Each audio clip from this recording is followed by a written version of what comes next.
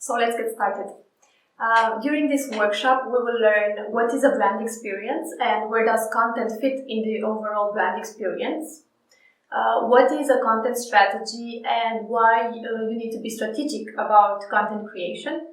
And lastly, we will learn and apply the 10 steps towards creating a successful content strategy. So a few words before we begin. This workshop contains activities which can be completed using the keynote slides which you can download on this page.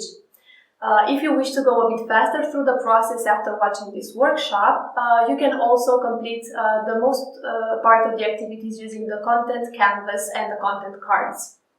To complete the activities, you will need access to your Google Analytics account, your Google Search Console account, or alternatively to a Moz or Ahrefs account. And for the competitor research part, you should also have access to BuzzSumo, SimilarWeb, or any other similar tool.